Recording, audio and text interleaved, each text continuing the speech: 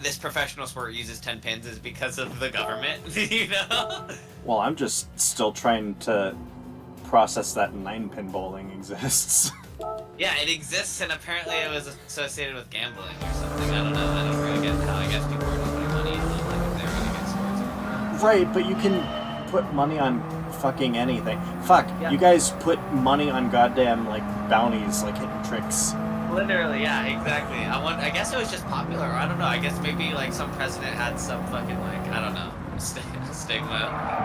Who knows? But some laws are crazy. It's like, how did that happen, you know? Yeah. But, so there's that. And then, another thing I found interesting is that back in the day, they used to play with unoiled lanes. That's just how they played. They'd use, like, you know, kind of rubber balls, and they just play with, like, wooden, like, lanes. But eventually they switched to, like, you know, like, synthetic wood, and they started oiling the lanes because it makes the ball, like, spin better. And it, like, was one of those things where the reason it happened is because bowling alleys, like, not for professional leagues, but for, like, just your average consumer, would notice that when they'd oil the lanes, people would get more points and would be happier, and so that's what they did. But now, because of that, the professional sport uses that, and it's, like super big that the lanes are oiled properly. And it's, like, it's kind of interesting. It's, like, because this is a sport that was, like, the, like, casual sport in the sense that it's, like, the thing everyone goes out and does with friends, you know, like... Yeah. The way that these companies tried to make the casual audience happier seeped into the professional world to where that's huge now, where it's, like, maybe they'd be playing with unoiled lanes and it'd be like, you know, it's too casual to play with oiled lanes if that happened later on, you know? You know what I mean? There could have been a world in my eyes where that happened, you know? But instead, what happened with this community is that they were all like, well, now we all have to play with what the bowling alleys do because who had one in their home, right? Yeah. They didn't. They had to just go to the alleys, and that's what they had, and that's what they played good on and got used to. So that's what they got comfortable with, right? Yeah. But I don't know, it's interesting. Yep.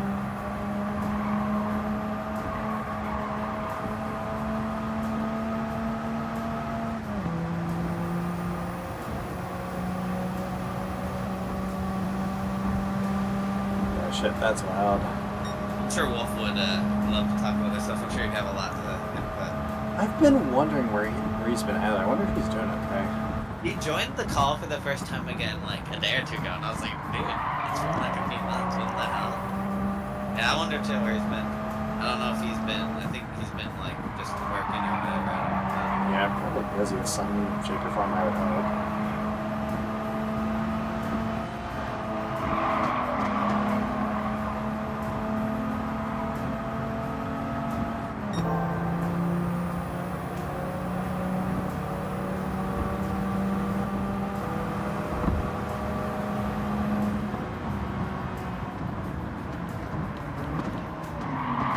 Shit. I'll overcook that one. We love arbitrary competitions. Yeah. But remember, Thrasher, my arbitrary competition's better than yours because it's in the real world and not on a screen. I don't know. I think we're both engaging in competitions that are not in the real world right now. No, I'm kidding. I'm pretending to come here, you know? Yeah, of course. Yeah.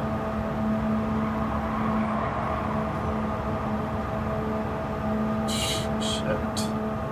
Fucking remind me of the fucking Gran Turismo movie. What about it? Well, it's just like, okay, so they make a screen adaptation of Gran Turismo. And then, you know, there's a whole bunch of people that are just like, what the heck? The movie didn't really have much to do with the games itself. Like, isn't it supposed to be a video game movie? It's just like, there's no story in Gran Turismo. So anyways, it's just like, it was a documentary. Well, is documentary the right way to put it? No. It's based on a true story. So, and it was definitely... I love that quote so fucking much. It was very much, like, abused the concept of based on a true story. Based on a true story could be like, dude, there was a human, you know, like... Well, okay, the subject of the movie was a British kid named Jan Mardenborough. Jan Mardenborough does exist, and he, through Gran Turismo, gets entered into GT Academy, which was a real competition. So pretty much Gran Turismo paired with Nissan to basically take all these, gamers who drive, in this racing simulator that's decently close to how cars behave in real life, and, all these top-level people, and, okay, so we're gonna pick one of you guys to race on our actual racing team with actual racing cars and see how you do.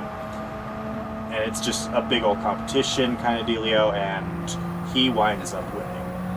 And, actually gets to race against actual fucking racing drivers and shit. The only way they could pitch this fucking movie to normies was play up the whole fucking video game players racing real cars, isn't that fucking wacky? That kind of shit. And so, like... Yeah, that makes sense. Yeah. What was the real story, though? Well, okay. So the actual story is, yes, they started doing that in 2008, but Jan Mardenborough wasn't picked until like 2010, 2011. But the movie treats him as if he was the absolutely very first one, which no, he was not. And there's a particularly egregious, like, fucked up timeline of events later on in the movie where the events that transpired did actually transpire, but in very wrong order. And okay, so in 2015, Jan Mardenborough caught air in his race car, like he was cresting a hill, the wind or the air kind of caught the front of him, made his car flip through the air into a hill where spectators were, wound up killing one of them. Everyone? No, one of them. Oh. One of them. Oh, it's like, holy... Yeah, no. That's not bad, but Jesus Yeah, no. Christ. Yeah. So, anyway,